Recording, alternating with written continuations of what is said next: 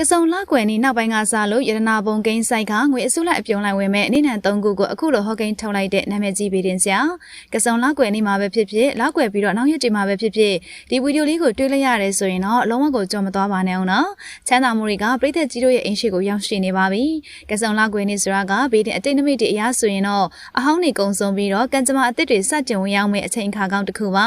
ကစုံလာပြင်းနဲ့ကုသိုလ်ရည်စင်သွန်းလောင်းခဲ့ပြီးတဲ့နောက်လာကွယ်နီမှာတော့မိမိတို့ရဲ့ဇာတာကွယ်တွေကအညစ်အကြေးနဲ့အညံတွေကိုအပြီးတိုင်းစေကြောပြီးတော့လက်သစ်တွေအောင်မြင်မှုအသစ်တွေကိုကြိုးစားရမယ့်နေ့တစ်နေ့လည်းဖြစ်ပါတယ်ရှင်ဒီလိုမျိုးထူးခြားတဲ့နေ့ကိုကြော်လွန်ပြီးတော့နောက်ထပ်နေ့အသစ်တွေမှာရတနာဘုံကိန်းစိုက်တယ်လို့မျိုးလက်ထဲကိုငွေတွေအစုလိုက်အပြုံလိုက်ဝင်ရောက်ပိုင်ဆိုင်နိုင်မယ့်နေ့နဲ့3ယောက်ရှိတယ်ဆိုပြီးတော့ဆရာကြီးကအခုလိုဟောပြောချက်ထုတ်ပေးထားပါတယ်ဆရာကြီးပြောတဲ့ရတရားလေးကိုပြုလုပ်ပေးလိုက်မယ်ဆိုရင်တော့ဒီနေ့နဲ့ပိုင်းရှင်တဲ့အပြင်ခုနှစ်သားသမီးအားလုံးကျမ်းမာချမ်းသာပြီးကစုံလောက်ွယ်နေ့နောက်ပိုင်းရတနာဘုံကိန်းဆိုင်မှာဖြစ်ပါတယ်။ဆရာကြီးပြောတဲ့ငွေတွေအပြုံလိုက်ဝင်မဲ့ပထမဆုံးနေ့နဲ့ပိုင်းရှင်ကတော့အင်္ဂါသားသမီးတွေပါ။အင်္ဂါသားသမီးတွေရဲ့နက်ခတ်နဲ့အခုကစုံလောက်ွယ်နေ့နောက်ပိုင်းတွေ့မြင်ရတဲ့နက်ခတ်တွေကတိုက်တိုက်ဆိုင်ဆိုင်အားကောင်းနေတာကိုတွေ့ရပါတယ်။အင်္ဂါသားသမီးတွေကကစုံလောက်ွယ်ပြီးတာနဲ့လုပ်ငန်းတွေအဆင်ပြေလာမယ်။ပေါင်းသင်းဆက်ဆံရေးမှာအကျိုးမြတ်တွေနဲ့ရှင်တွဲလာမယ်။ဘဝလက်တွဲပေါ်ကောင်းတွေ့နိုင်မယ်စတဲ့ကံထူးခြင်းတွေကိုခံစားရမှာပါရှင်။ဆရာကြီးရဲ့ဟောပြောချက်အရအင်္ဂါသားသမီးတွေအတွက်ဒီဗီဒီယိုကိုတွေ့လျရတဲ့အချိန်မှာရတရားလေးလုပ်ပေးမယ်ဆိုရင်တော့ပို့ပြီးတော့ကြီးမားတဲ့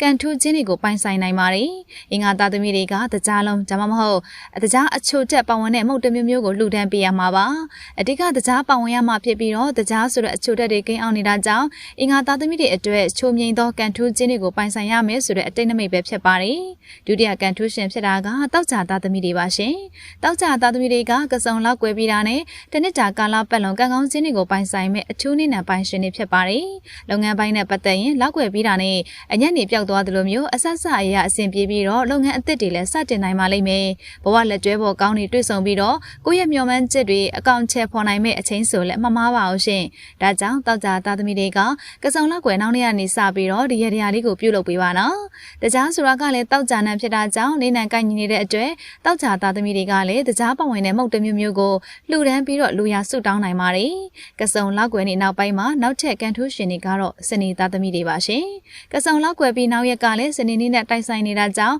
စနေသားသမီးတွေအတွက်နှက်ခမ်းနဲ့ရှင်ပြီးတော့ကံကောင်းခြင်းတွေပိုင်ဆိုင်နိုင်မှာဖြစ်ပါတယ်။စီးပွားရေးလုပ်ငန်းတွေမှာလောက်ွယ်ပြီးလက်အသစ်ထွက်လာတယ်လို့မျိုးအခွင့်အရေးအသစ်တွေပေါ်ပေါက်လာပါလိမ့်မယ်။အမြတ်ဆွေးနဲ့အများကြီးရလာလိမ့်မယ်ဆိုပြီးတော့ဆရာကြီးကဟောပြောပေးထားပါတယ်။စနေသားသမီးတွေအတွက်ဟာဆိုရင်လည်းတကြားဒါမှမဟုတ်တကြားအချို့တဲ့ပတ်ဝင်နေတဲ့အမှုတစ်မျိုးမျိုးကိုလှူဒန်းပေးရမှာပါ။ဒီရတရားလေးကိုဟောပြောချက်ထဲမှာမပါတဲ့တခြားခုနှစ်ရက်သားသမီးတွေလည်းလိုက်လုပ်နိုင်ပါတယ်နော်။ဘယ်သူပဲလုပ်လို့ကံကောင်းတဲ့အကျင့်နမိတ်တွေနဲ့ရတရားတစ်ခုဖြစ်တာကြောင့်ကစုံလောက်ွယ်နေ့နောက်ပိုင်းမှာတော့ဒီရတရားကိုတေချာလေးလုပ်ပေးမယ်ဆိုရင်ခုနှစ်ရက်သားသမီးအားလုံးရတနာဘုံကိန်းစိုက်တယ်လို့မျိုးကြီးပွားချမ်းသာလာပါလိမ့်မယ်။ပရိသတ်ကြီးတို့လည်းအခုဗီဒီယိုလေးကိုကစုံလောက်ွယ်နေ့နောက်ပိုင်းမှာဘယ်အချိန်မှာပဲတွေ့ရတရားကိုတေချာလေးလုပ်ပေးပါရှင်။ဒီဗီဒီယိုတွေကကံထူးရှင်နေ့နဲ့3ခုထဲမှာပါဝင်နေတယ်ဆိုရင်တော့ကစုံလောက်ွယ်နေ့နောက်ပိုင်းလာမင်းကြီးအစ်စ်ထွက်ပေါ်လာသလိုကံကောင်းခြင်းတွေပိုင်ဆိုင်ရပါစေလို့ဆုတောင်းသွားခဲ့ကြပါအောင်ရှင်။